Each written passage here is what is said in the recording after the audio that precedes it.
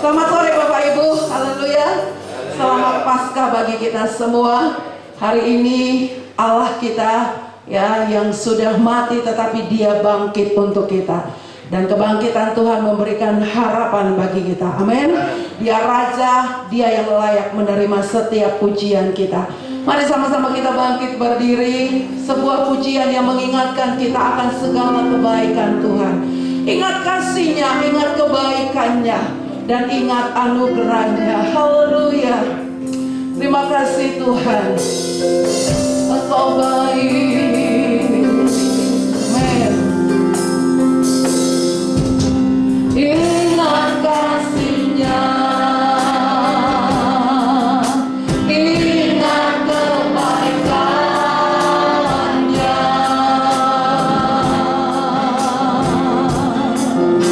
dan anugerahnya. Selamatkanku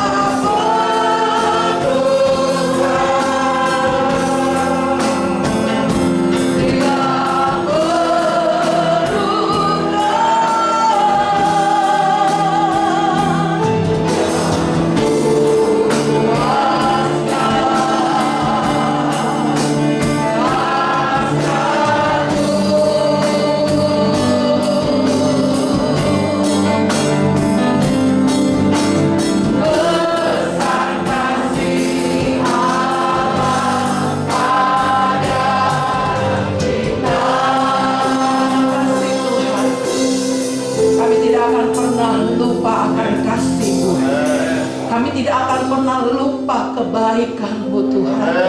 Pengorbanan-Mu sempurna bagi kami, dan kami bersyukur hari ini kami memperingati penebus kami hidup. Allah kami hidup, dan Engkau hidup memberikan harapan baru dalam setiap hidup kami. Berkati ibadah kami, berkati kami semua Tuhan. Terpujilah Engkau dalam nama Yesus. Haleluya. Amin. Bapak Ibu, kita tetap bangkit berdiri. Mungkin bagi yang kesulitan boleh duduk, tetapi bagi yang kuat kita tetap bangkit berdiri. Amin. Yesus bangkit, Yesus hidup. Haleluya. Amin. Bangkit bagi yang hidup. Haleluya. Amin. Yesus bangkit, Yesus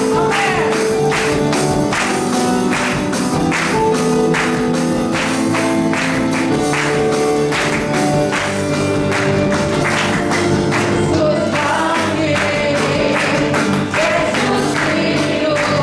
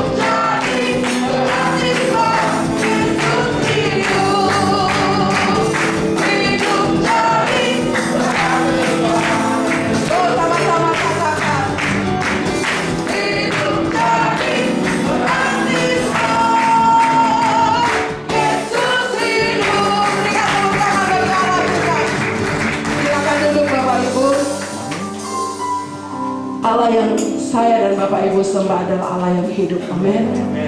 Karena Dia hidup, Dia memberikan harapan baru dalam hidup kita.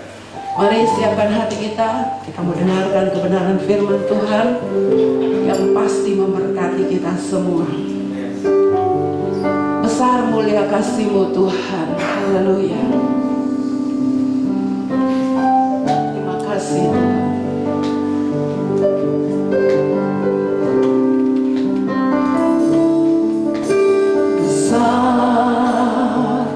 Mulia kasih-Mu, Kau korbankan hidup-Mu, curahkan darah-Mu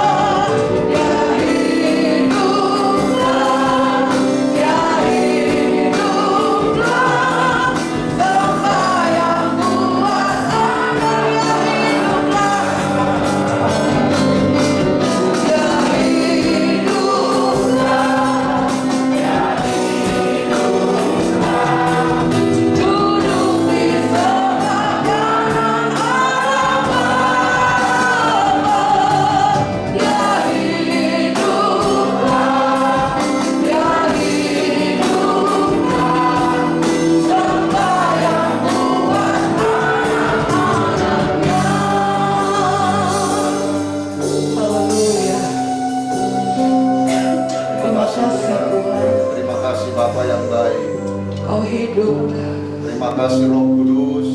Terima kasih. Kami bersyukur karena kami memiliki Allah yang hidup, Allah yang sudah bangkit dari antara orang mati. Bukti bahwa Engkau adalah Allah yang berkuasa. Maut tidak sanggup untuk menahan Engkau ya Tuhan. Tetapi bahwa Engkau buktikan Engkau adalah pribadi yang berkuasa. Kami bangga memiliki Allah yang seperti Engkau ya Tuhan. Kami memuji memuliakan Tuhan karena Engkau luar biasa dalam hidup kami. Perjalanan hidup kami adalah perjalanan hidup yang berkemenangan bersama dengan Tuhan. Sore hari ini kami akan mendengarkan kebenaran firman-Mu. Berbicaralah kepada kami Tuhan. Urapi setiap telinga yang mendengar firman-Mu, yang lemah dikuatkan, yang sakit disembuhkan, dalam peperangan mengalami kemenangan. Dalam nama Yesus kami berdoa dan mengucap syukur. Haleluya. Yang diberkati Tuhan sama-sama katakan amin, amin, amin. Puji Tuhan, silakan duduk Bapak Ibu. Bersyukur pada sore hari ini saudara-saudara, sebuah peristiwa besar di dalam kekristenan adalah bahwa Yesus bangkit dari antara orang mati. Kalau kita membaca di dalam Alkitab, maka kita melihat bahwa sebenarnya peristiwa kebangkitan Yesus adalah sebuah berita yang coba ditutupi, saudara-saudara. Kalau saudaraku membaca di dalam Matius pasal yang ke-28 bagian ayat-ayat terakhir, saudaraku akan melihat di situ bahwa imam-imam Yahudi, orang-orang Yahudi, imam-imam kepala bersama dengan penjaga-penjaga kubur pada waktu itu menyebarkan berita hoax. Yang mereka sebarkan itu adalah mereka katakan bahwa mayat Yesus itu dicuri. Mereka katakan bahwa ada murid-murid yang datang ketika malam hari dan mencuri mayat itu. Dan sampai hari ini saudara-saudara, kita tahu bahwa teori kebangkitan Yesus itu menjadi sebuah perdebatan. Tetapi bagi saya dan saudaraku sekali lagi yang percaya kepada kebenaran firman Tuhan, berita kebangkitan Yesus adalah berita yang pasti. Dia bangkit karena Dia buktikan Dia adalah Allah yang berkuasa. Nah, mari kita akan melihat kebenaran firman Tuhan. Pada sore hari ini saya ingin berbicara tentang penebusku hidup. Kita punya penebus yang hidup, yang sudah mengalahkan maut. Tetapi saya ingin mengajak saudaraku kembali melihat seperti hari Jumat yang lalu dalam perayaan Jumat Agung kita. Dari kitab Injil Lukas pasal yang ke-24, kalau saudaraku perhatikan, setelah Yesus bangkit dari antara orang mati, kalau saudaraku membaca di dalam Alkitab, Yesus tidak lagi mengajar, Yesus tidak lagi memberikan perumpamaan-perumpamaan. Tetapi setelah Yesus bangkit dari antara orang mati, maka Yesus mengingatkan tentang apa yang sudah pernah Dia sampaikan. Lukas pasal yang ke-24 ayatnya yang ke-44. Hari Jumat yang lalu kita sudah baca ayat ini, tetapi saya ingin untuk kita perhatikan kembali saudara-saudaraku, karena ini juga menyangkut tentang kebangkitan Yesus. Lukas pasal yang ke-24 ayat yang ke-44. Bapak Ibu perhatikan, firman Tuhan berkata demikian. Ia berkata kepada mereka, inilah perkataanku yang telah kukatakan kepadamu ketika aku masih bersama-sama dengan kamu, yakni bahwa harus digenapi semua yang ada tertulis tentang aku dalam kitab Taurat Musa dan kitab nabi-nabi dan kitab Mazmur. Jadi saudara-saudaraku, di dalam ayat ini Yesus mengingatkan kepada murid-murid tentang apa yang sudah pernah dia sampaikan. Dan Yesus berkata kepada murid-murid itu bahwa segala sesuatu yang telah ditulis baik oleh Musa, baik yang ditulis dalam kitab nabi-nabi, yang ditulis di dalam kitab Mazmur, Yesus katakan itu semua harus digenapi. Dan kita sudah melihat yang pertama pada hari Jumat yang lalu, saudaraku, bahwa di dalam kitab Kejadian Musa menulis tentang pengorbanan, tentang pengganti kegagalan perjanjian antara Allah dengan Abraham. Maka kegagalan itu dipikul atau ditanggung oleh Allah sendiri. Dan kalau kita melihat berita tentang kematian Yesus, tidak sulit untuk kita melihat di mana di dalam kitab baik di dalam kitab hukum Taurat maupun di dalam kitab nabi-nabi maupun di dalam kitab Mazmur, tidak sulit bagi kita untuk kita bisa melihat berita tentang kematian Yesus di sana. Tetapi sebenarnya juga saudara-saudara, berita tentang kebangkitan Yesus pun, sekali lagi, berita tentang kebangkitan Yesus pun itu ditulis baik di dalam kitab Taurat, dalam kitab Musa, itu juga ditulis di dalam kitab nabi-nabi, itu juga ditulis dalam kitab Mazmur. Dan Yesus katakan begini, semua itu harus digenapi. Harus digenapi semua yang ada tertulis tentang aku dalam kitab-kitab Taurat Musa dan kitab nabi-nabi dan kitab Mazmur. Mari kita lihat dulu saudara-saudaraku, di manakah atau siapakah nabi yang menulis kisah tentang kebangkitan Kristus? Siapakah di dalam Alkitab ini yang bisa kita lihat bicara tentang penebus yang hidup itu?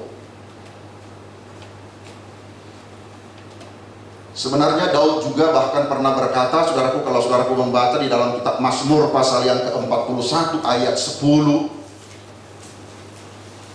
di situ Daud pernah berkata begini, bahwa tidak engkau biarkan orang kudusmu tinggal di dalam kematian atau ditinggal di dalam liang kubur.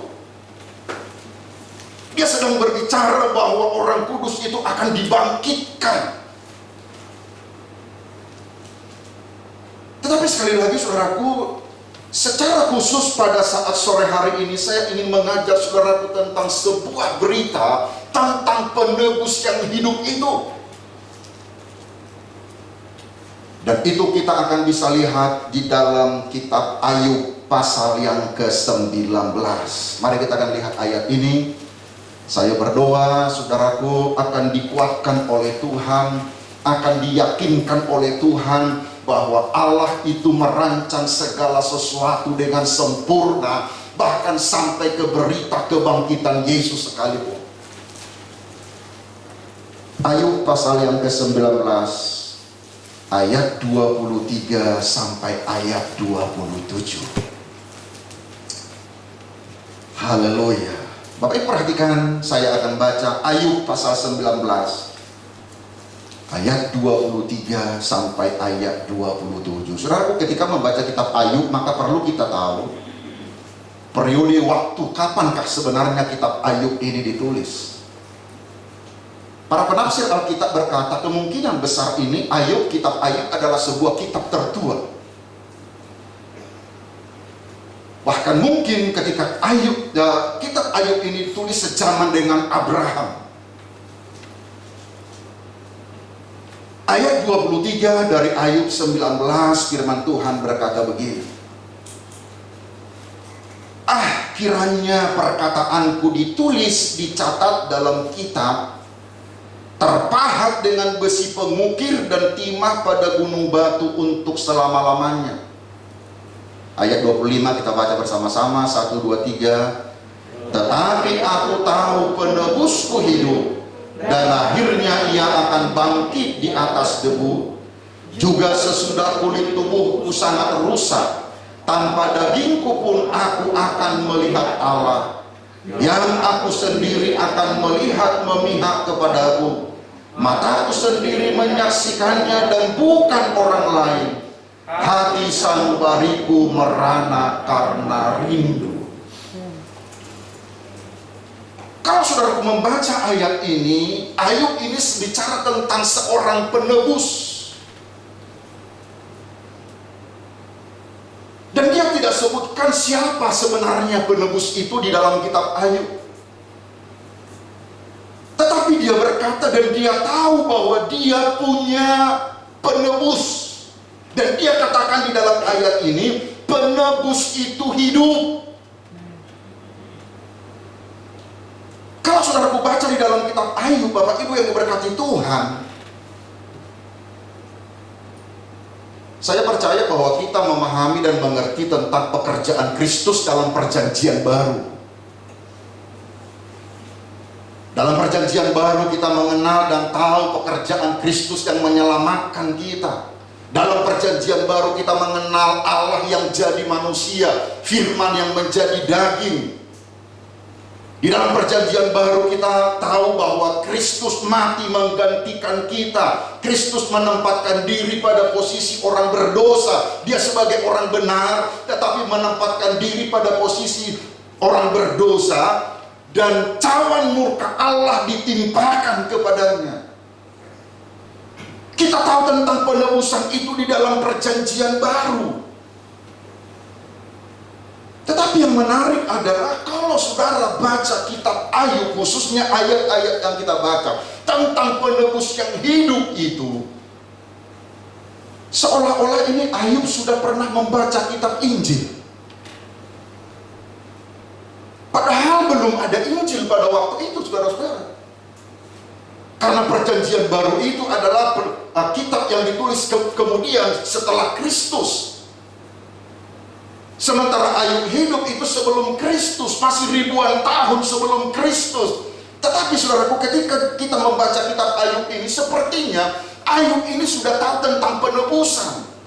Dia mengenal penebus itu. Dan mungkin kita akan berkata begini, jangan-jangan Ayub sudah membaca surat-surat Paulus bicara tentang penebusan. Kenapa? Karena dia bicara tentang penebus yang hidup.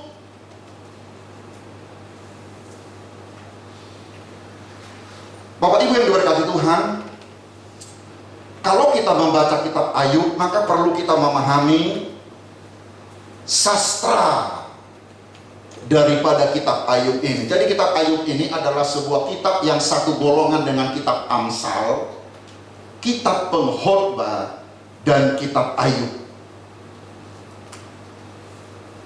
Ya, menurut sastra Ibrani, saudaraku, kitab ini adalah kitab yang satu golongan dengan kitab Amsal, kitab Pengkhotbah, dan kitab Ayub.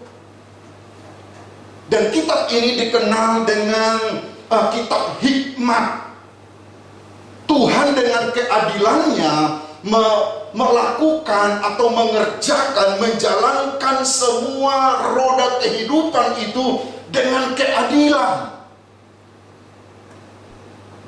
Disebut kitab hikmat, saudara-saudaraku, karena langsung berbicara tentang kehidupan sehari-hari. Disebutkan dengan kitab hikmat karena bicara tentang penderitaan dalam kehidupan sehari-hari. Bagaimana kita menjalani kehidupan ini.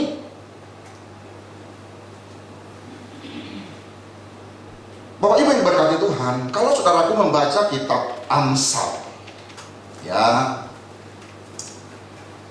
dalam kitab Amsal itu saudaraku akan melihat di situ tentang sebab akibat. Nanti kalau saudaraku baca di dalam kitab Amsal, saudaraku akan melihat kalau kamu baik, maka ganjarannya itu baik. Kalau kamu setia, kamu akan berhasil. Kalau kamu taat, kamu akan mendapat berkat. Jadi di dalam kitab Amsal itu, saudaraku, hikmat yang diberikan kepada kita adalah selalu sebab akibat. Kalau aku lakukan ini, hasilnya ini. Kalau begini, hasilnya begini. Kamu taat, engkau diberkati. Kalau engkau setia, engkau akan menikmati hal-hal yang baik dan seterusnya. Sebaliknya di dalam kitab Amsal juga dikatakan kalau kamu tidak setia, maka kamu akan gagal. Kalau kamu tidak taat, engkau tidak akan menikmati berkat Tuhan. Jadi saudara-saudaraku, kitab Amsal itu sepertinya kita tahu akhirnya. Kalau aku lakukan ini, hasilnya ini. Kalau aku taat, aku diberkati. Kalau aku tidak taat, aku tidak diberkati. Itu saudaraku yang kita bisa baca hikmat di dalam kitab Amsal. Tapi persoalannya, hikmat itu bukan hanya di dalam kitab Amsal. Karena masih ada kitab Pengkhotbah. Kalau dalam Pengkhotbah, saudara-saudaraku, lain lagi. Kita tahu bahwa Pengkhotbah itu banyak bicara tentang kesia-siaan. Pengkhotbah itu berkata segala sesuatu di dalam dunia ini sia-sia. Jerih payah sia-sia di bawah matahari. Bahkan saudaraku, kalau membaca di dalam Pengkhotbah 7 ayat 16, Pengkhotbah bilang begini, jangan terlalu saleh. Jangan terlampau banyak belajar, itu melelahkan. Ternyata selain hikmat Allah di dalam kitab Amsal sebagai sebab akibat tadi, di dalam kitab Pengkhotbah, saudaraku, kita bisa melihat hikmat Allah lagi. Dan di dalam kitab Pengkhotbah kita bisa melihat tidak semua yang kita harapkan itu bisa terjadi. Makanya dia bilang begini, segala sesuatu sia-sia. Kata sia-sia di dalam ayat itu bukan dalam arti bahasa Indonesia. Kalau kita berkata sia-sia tidak ada guna, ya. Kalau di dalam kitab Pengkhotbah ketika dia berkata itu semua sia-sia, artinya itu tidak bisa menjadi sandaran hidupmu. Itu kepada itu engkau tidak bisa bergantung. Karena semua itu bersifat sementara, semua itu bisa hilang. Kekayaan, kehormatan, dia katakan itu semua sia-sia, artinya itu tidak bisa engkau andalkan. Karena hanya satu pribadi yang bisa kita andalkan, yaitu Tuhan sendiri. Katakan amin. Jadi saudaraku, selain hikmat di dalam kitab Amsal, ya sekali lagi kalau Amsal itu sebab akibat. Kalau Amsal itu sepertinya kita tahu endingnya. Kalau aku lakukan ini begini. Tetapi kalau tidak aku lakukan ini hasilnya begini. Tetapi di dalam kitab Pengkhotbah lain lagi.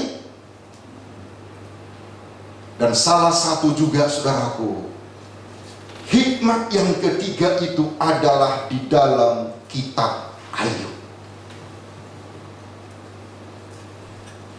Kitab Ayub kita menemukan salah satu lagi hikmat Tuhan.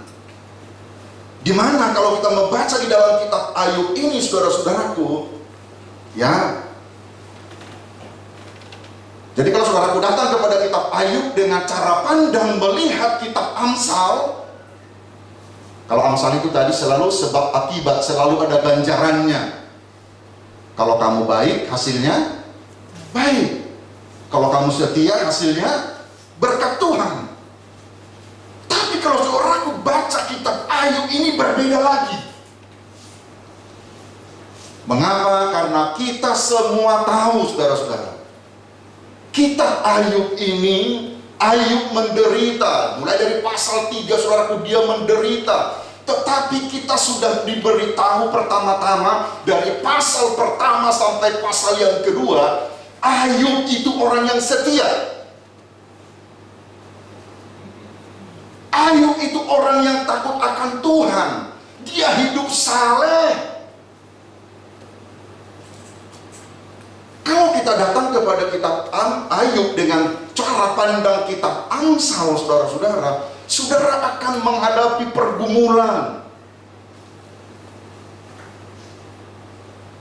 Karena hikmat Allah di dalam kitab Ayub sekali lagi adalah sesuatu yang berbeda lagi. Dan kita semua tahu bahwa Ayub menderita bukan karena dosa. Ayub adalah seorang bapa yang bertanggung jawab. Setiap kali anak-anaknya melakukan pesta, Ayub bertanggung jawab. Dia berikan korban untuk anak-anaknya karena dia berpikir, jangan-jangan anakku melakukan dosa. Ayub setia, Ayub takut akan Tuhan, tetapi menderita. Berbeda dengan tadi di dalam kitab Amsal, saudaraku, sebab akibat. Tetapi saya ingin katakan pada sore hari ini kepada kita semua jemaat yang diberkati Tuhan. Di tengah-tengah penderitaan, di tengah-tengah kesulitan,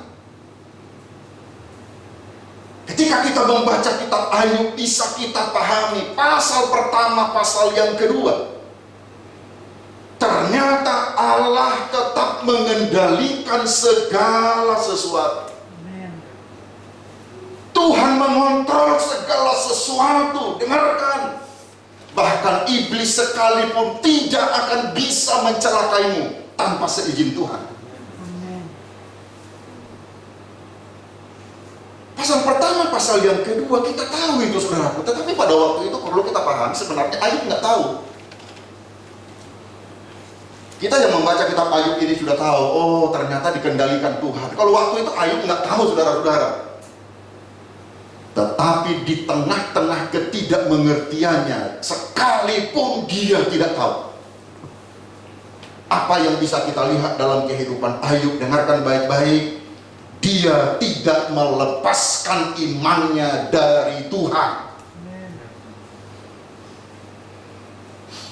Dia tidak memahami persoalannya ini, tidak mengerti. Kalau sahabat-sahabatnya datang, saudara-saudaraku, ya kan dia punya 3 orang sahabat yang bernama Sofar, Elifas, dan Bildad. Ketika Ayub menderita, sahabat-sahabatnya ini datang dan mereka bilang begini, Ayub, kamu udah berdosa. Pasti kamu melakukan dosa, pasti kamu sudah berkhianat, pasti sama seperti karena dia datang dengan cara pandang kitab Amsal. Kadang-kadang kita juga begitu kepada orang, kan, saudara-saudara. Orang menderita, langsung kita bilang begini, itu dosa. Kalau orang sakit, itulah dia mengalami, ada dosa yang tersembunyi. Bapak Ibu, jangan kita melebihi Tuhan. Daripada kita, saudaraku, untuk hanya mengatakan orang berdosa, saya percaya adalah jauh lebih baik kita mendukung dia dalam doa. Ketika di dalam penderitaan dia jadi kuat. Kenapa Bapak Ibu ini berkati Tuhan? Karena ada lagi hikmat Tuhan seperti yang Tuhan tunjukkan dalam kitab Ayub. Ayub itu sebenarnya tidak mengerti. Bahkan sampai nanti dia selesai mengalami semua, ketika dia dipulihkan pun Tuhan tidak memberitahukan sebenarnya apa yang sedang terjadi di dalam hidup Ayub. Tidak, saudara-saudara. Karena memang bukanlah kewajiban Tuhan untuk menjelaskan kepada kita tentang semua apa yang terjadi dalam hidup kita. Kalau pada hari-hari ini saudara mengalami pergumulan, kalau hari-hari ini saudara mengalami penderitaan, kalau hari-hari ini engkau mengalami sulit, hanya satu yang Tuhan tuntut dan minta dari hidup kita. Bukan untuk mengerti tentang mengapa terjadi. Yang dia minta adalah jangan lepaskan imanmu dari Tuhan. Jangan lepaskan. Kalau saudaraku membaca kitab Ayub, pasal pertama, pasal seringkali kita mendengar begini, saudara-saudara. Oh Bapak Ibu, Ayub itu menderita tapi dia tidak berdosa karena perkataannya. Betul tidak, saudara-saudaraku? Betul. Di pasal pertama sampai pasal yang kedua. Karena mulai pasal yang ketiga dia juga mengeluh. Saya katakan Ayub itu manusia sekali seperti kita.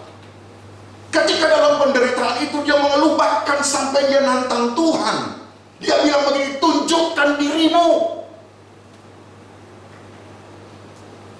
Kalau saudaraku baca mulai pasal 3 kitab Ayub itu, rohani daripada Ayub itu seperti roller coaster. Ada kalanya naik, tetapi ada kalanya terjun. Dan dia jujur dengan apa yang dia alami itu, saudaraku. Bukan seperti kita, karena kita ini kadang-kadang sepertinya kuat padahal rapuh. Tapi kalau Ayub enggak, saudara-saudara. Dia jujur dengan apa yang terjadi dalam hidupnya. Dia jujur dengan keadaannya. Itu sebabnya sampai dia pernah berkata begini, kenapa ada rahim yang melahirkan aku?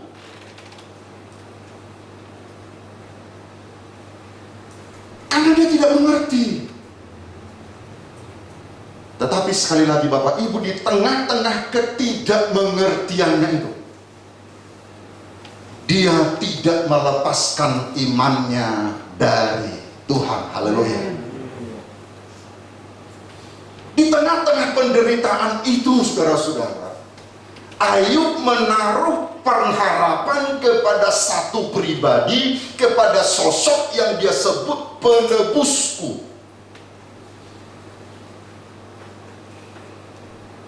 Di tengah-tengah penderitaan itu, di tengah-tengah ketidakmengertian itu, dia menaruh pengharapannya kepada sosok satu pribadi yang dia sebut penebusku hidup.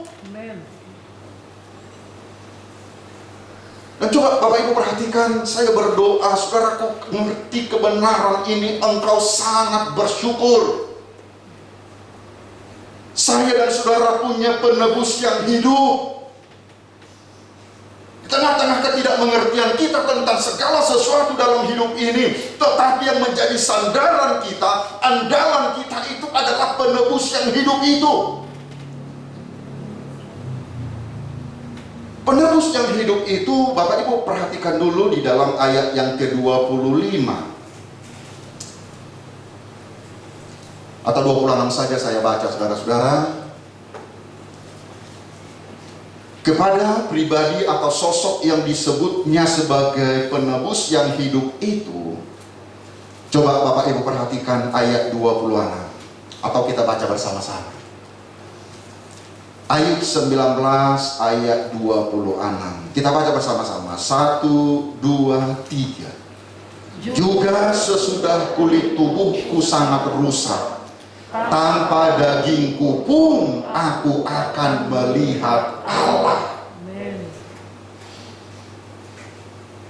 Kepada sosok yang dia sebut penebus yang hidup itu, dia punya iman, dia punya keyakinan begini, saudara-saudaraku, sekalipun aku nanti tubuhku ini, di dalam ayat 26, kulit tubuhku ini sangat rusak, tanpa dagingku pun aku akan melihat Allah.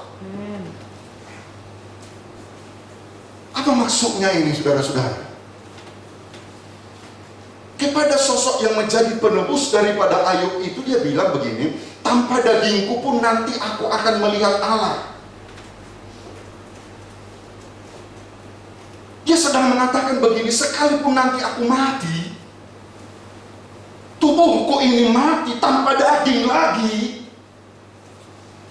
di balik kehidupan yang daging ini, saudaraku, ada kehidupan yang lain. Dan dia katakan, aku nanti akan melihat Allah tanpa daging ini pun. Saya percaya ini menjadi sukacita kita, kebahagiaan kita. Kalau kita memahami dan mengerti kebenaran ini, saudaraku, hidup ini yang dalam daging. Ketika kita mati, saudara-saudaraku, bukan lagi di dalam daging, tetapi Ayub berkata, tanpa daging pun aku akan melihat Allah. Di balik kehidupan yang kita jalani sekarang, ada kehidupan yang lain, yaitu kehidupan yang kekal.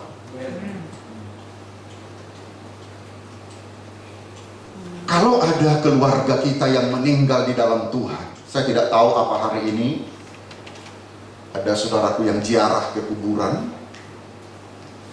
Nah, biasanya orang Kristen kalau hari kebangkitan itu biasa ziarah.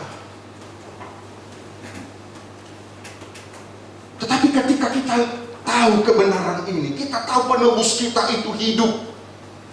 Seperti yang Ayub katakan, tanpa daging pun aku akan melihat Allah. Penebusku yang hidup ini, dasar pengharapanku adalah kepada penebus yang hidup itu. Ketika aku juga nanti mati, tanpa daging ini pun aku akan melihat Tuhan. Karena saudara perhatikan di dalam ayat ini bicara tentang penebus yang hidup itu. Ayub sedang berbicara bahwa ketika Ayub hidup, dia sudah punya penebus. Tetapi penebus itu bukan hanya ketika Ayub hidup, bahkan sekarang dan seterusnya kita tetap punya penebus yang hidup. Dan siapakah penebus yang hidup itu, saudara-saudara? Siapakah penebus yang hidup itu yang Ayub katakan, tanpa daging pun aku akan melihat Tuhan? Siapakah penebus yang hidup yang menjadi jaminan hidup daripada Ayub itu, saudara-saudara? Mari kita lihat di dalam kitab Injil Lukas pasal yang ke-24.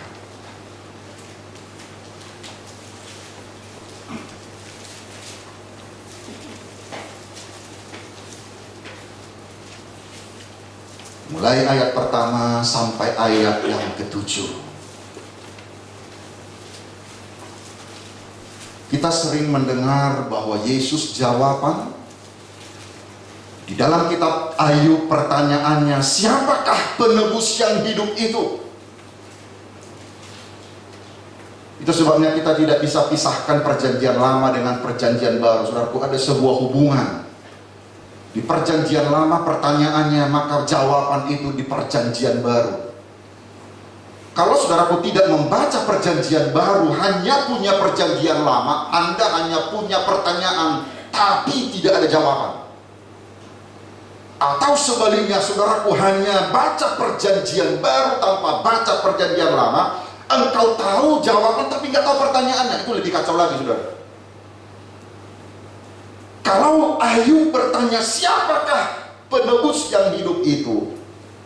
Perhatikan Lukas pasal yang ke-24. Tetapi pagi-pagi benar, mulai ayat pertama, hari pertama minggu itu, mereka pergi ke kubur membawa rempah-rempah yang telah disediakan mereka. Mereka mendapati batu sudah terguling dari kubur itu. Dan setelah masuk, mereka tidak menemukan mayat Tuhan Yesus. Sementara mereka berdiri termangu-mangu karena hal itu, tiba-tiba ada dua orang berdiri dekat mereka memakai pakaian yang berkilau-kilauan. Ayat 5, mereka sangat ketakutan dan menundukkan kepala. Tetapi kedua orang itu berkata kepada mereka, "Mengapa kamu mencari Dia yang hidup di antara orang mati? Ia tidak ada di sini. Ia telah bangkit. Ingatlah apa yang dikatakannya kepada kamu ketika Ia masih di Galilea." Ayat 7, yaitu bahwa anak manusia harus diserahkan ke tangan orang-orang berdosa dan disalibkan, dan akan bangkit pada hari yang ketiga. Siapakah penebus yang hidup yang dikatakan oleh Ayub dalam Ayub pasal 19 itu? Jawabannya di dalam Lukas pasal yang ke-24. Penebus yang hidup itu adalah pribadi yang telah bangkit pada hari yang ketiga, yaitu Yesus sendiri. Saya dan saudara punya penebus yang hidup yang menjadi sandaran hidupmu. Saya dan saudara punya penebus yang hidup yang bisa engkau andalkan dalam hidup ini. Biarlah ketika kita memperingati hari Paskah kebangkitan Yesus pada tahun ini, kemanapun engkau melangkah, engkau selalu katakan, aku punya penebus yang hidup, yang akan menuntun aku, yang akan memberikan kekuatan kepadaku, yang akan selalu bersama dengan aku. Di tengah-tengah ketidakmengertian kita apa yang terjadi pada hari-hari ini, saudara. Banyak hal yang kita alami, ekonomi barangkali, kesulitan ekonomi dan sebagainya. Tengah-tengah ketidakmengertian kita tentang situasi itu, tetapi Engkau punya penebus yang hidup yang bisa Engkau andalkan. Penebusku hidup. Haleluya. Nah, Bapak Ibu yang diberkati Tuhan, apa makna penting dari kebangkitan Kristus dalam hidup kita? Di dalam kitab Roma pasal pertama ayat yang keempat, saudaraku akan melihat bahwa kebangkitan Kristus adalah sesuatu yang sangat-sangat penting. Karena di dalam ayat ini dikatakan, Roma pertama ayatnya yang keempat, dan menurut Roh kekudusan dinyatakan oleh kebangkitannya dari antara orang mati. Mari kita baca bersama-sama, 1, 2, 3. Bahwa ia adalah anak Allah yang berkuasa, Yesus Kristus Tuhan kita. Inilah penebusmu yang hidup itu. Dia Allah yang berkuasa. Ini penebus hidup kita itu, dia Allah yang berkuasa. Kemudian apalagi saudaraku makna daripada pentingnya kebangkitan Kristus dalam kehidupan kita? Kebangkitan Kristus itu menegaskan bahwa apa yang diucapkan Tuhan pasti dilaksanakan. Kalau kita mundur saudara-saudaraku di dalam Matius pasal yang ke-16 ayat 21, di dalam Matius pasal yang ke-16, dalam banyak kali kesempatan Yesus selalu berbicara bahwa satu waktu nanti dia akan mati, tetapi juga dia berbicara bahwa dia akan bangkit. Matius 16 ayat 21 dia berkata begini, saudara-saudara. Matius 16 ayat 21, nanti saudara baca juga pasal yang ke-20 ayat 19, dan banyak lagi ayat di mana Yesus banyak berbicara tentang bahwa dia akan mati dan dia akan bangkit pada hari ketiga. Matius 16 ayat 21. Sejak waktu itu Yesus mulai menyatakan kepada murid-muridnya bahwa ia harus pergi ke Yerusalem dan menanggung banyak penderitaan dari pihak tua-tua, imam-imam kepala dan ahli-ahli Taurat, lalu dibunuh dan dibangkitkan pada hari ketiga. Kebangkitannya menunjukkan bahwa ucapannya sangat benar dan tidak ada dusta. Kalau Tuhan berkata dia akan menolong kita, dia pasti menolong kita. Kalau dia berkata memberkatimu, pasti memberkatimu. Karena dalam perkataannya tidak ada dusta. Hal terakhir saudara-saudara, kebangkitannya memberikan harapan baru. Bu Gembala tadi dari awal puji-pujian selalu mengatakan ini. Kebangkitannya memberikan harapan baru. Saudara, aku tahu bahwa di dalam Injil Yohanes pasal 20 ayat 19 sampai ayat 20, di situ ada dikisahkan pada waktu itu murid-murid setelah Yesus ditangkap, kemudian mati, disalib dan dikubur. Saudara bisa lihat dalam Yohanes pasal 20 ayat 19 sampai 20, di situ dikatakan murid-murid itu berkumpul di sebuah tempat, lalu mereka kunci pintu karena mereka dalam keadaan ketakutan.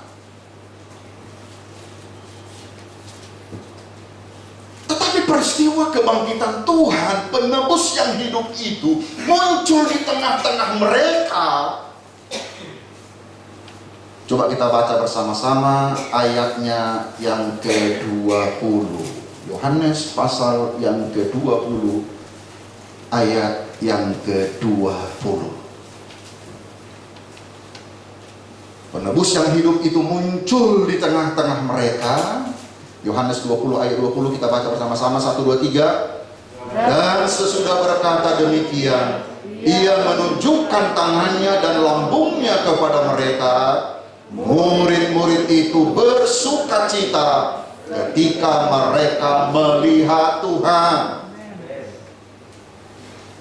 Ini peristiwa setelah kebangkitan. Tadinya mereka dalam keadaan putus asa, ketakutan. di sebuah ruangan dengan pintu yang tertutup. Tetapi ketika penebus yang hidup itu ada di tengah-tengah mereka, ketakutan mereka menjadi sukacita. Penebusku hidup. Haleluya. Dia akan selalu bersama dengan kita. Dia akan menolong kita. Dan dia akan memberkati kita. Biarlah perayaan Paskah ini, kemanapun saudaraku melangkah, ingatlah penebusku hidup. Mari kita bangkit berdiri. Sebab dia hidup, ada hari esok. Ku tak gentar, ku tak gentar. Terima kasih Tuhan.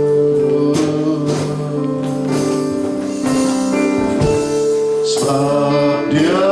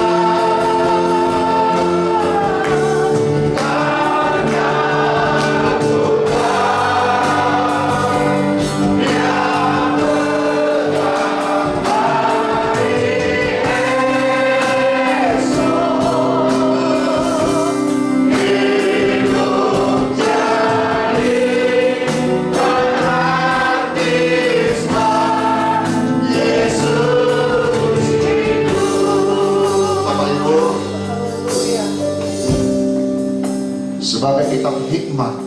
Haleluya, haleluya. Kitab Ayub adalah kitab yang penuh dengan pertanyaan-pertanyaan. Ada anomali-anomali, ada kerumitan-kerumitan di dalam kitab Ayub. Karena dia seorang yang benar takut akan Tuhan menghadapi penderitaan. Hidup ini bukan hanya satu rumus seperti kitab Amsal, saudara-saudaraku, tetapi ada kerumitan-kerumitan seperti kitab Ayub. Dia sudah setia, dia sudah taat, dia mengasihi Tuhan, tetapi menghadapi penderitaan. Tetapi di dalam penderitaan itu Ayub tidak melepaskan imannya dari Tuhan. Dia tidak lepaskan itu. Malah dia berkata, penebusku hidup. Haleluya, haleluya. Kalau mungkin pada saat sore hari ini ada di antara kita yang seperti Ayub, mengalami kerumitan-kerumitan dalam hidup ini, jangan pernah lepaskan imanmu kepada Tuhan. Jangan pernah lepaskan imanmu kepada Tuhan. Dengarkan, engkau punya penebus yang hidup. Engkau punya penebus yang hidup. Amin Tuhan. Haleluya. Haleluya. Engkau punya penebus yang hidup yang akan selalu membelamu, memberikan kekuatan kepadamu. Bahkan sekalipun bekerja di dalam hidupmu.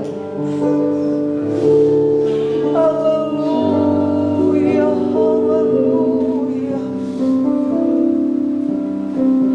Dia yang pegang hari esok kita. Dia yang pegang, bukan kita yang pegang. Sebabnya sandarkanlah harapanmu kepada penebus yang hidup.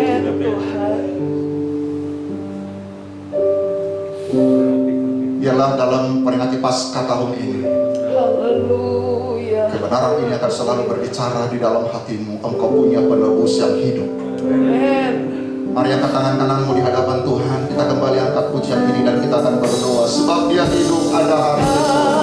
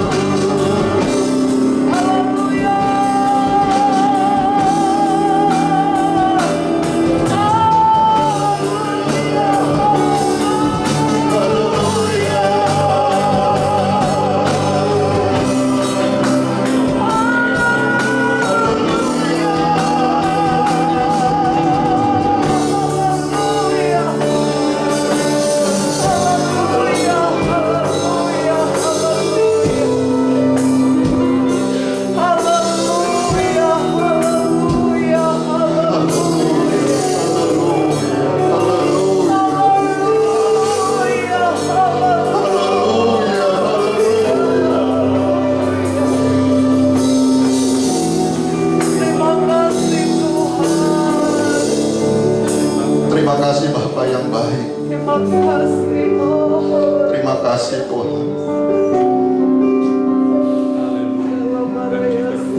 Kami bangga, kami kagum akan penebus kami yang hidup. Engkau adalah pembela kami Tuhan. Sebabnya sore hari ini hamba mau berdoa untuk setiap umat-umat-Mu Tuhan. Haleluya. Di tengah-tengah kebanyak hal yang kami tidak pahami, mungkin seperti Ayub, Ya Tuhan. kami tetap percaya kepadamu Tuhan. Kami tetap percaya kepadamu Tuhan. Bahkan kami tetap bersandar kepada penebus kami yang hidup itu. Bahkan ketika daging kami hilang lenyap sekalipun, kami pasti melihat Tuhan. Haleluya. Ini pengharapan kami di dalam Tuhan. Kami berdoa Tuhan, yang lemah Engkau kuatkan, yang sakit Engkau sembuhkan dalam nama Yesus. Dalam peperangan mengalami kemenangan. Yang menghadapi pintu-pintu yang tertutup bagi anak-anak kami di dalam mencari pekerjaan, bahkan dalam usaha apapun yang dihadapi umat-umat-Mu. Di dalam nama Yesus Engkau sanggup membuka jalan, Tuhan. Penebus kami hidup. Itu sebabnya Engkau yang menggenggam masa depan kami. Meteraikan kebenaran firman-Mu. Sebentar kami akan memberikan persembahan kami. Apa yang kami beri itu dari Tuhan. Dalam nama Yesus yang diberkati Tuhan, sama-sama katakan amin. Silakan duduk Bapak Ibu. Kita kembali angkat pujian ini, sebab Dia hidup pada hari esok. Persembahan boleh dijalankan.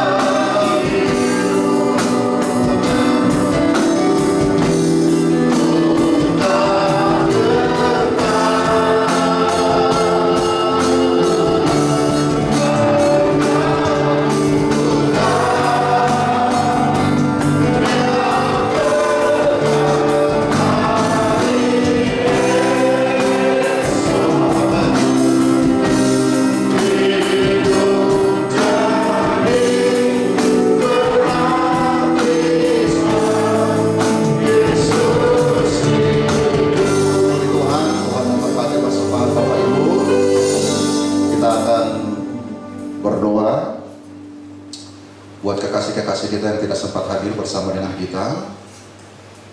Ada di antara mereka yang mengalami gangguan kesehatan, supaya Tuhan tolong. Kita juga berdoa untuk anak-anak yang akan ulangan akhir SD ya.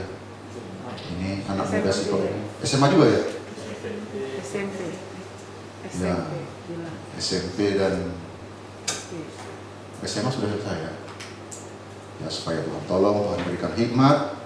Kemudian kita berdoa buat keluarga kita yang dari luar kota. Kapan pulang? Besok ya, supaya Tuhan lindungi, sertai perjalanan, tiba di tujuan dengan tidak kurang sesuatu apapun. Mari kita bangkit berdiri, kita akan akhiri persekutuan kita. Kami memuji kebesaran-Mu, ajaib Tuhan, ajaib Tuhan. Amin Tuhan. Tuhan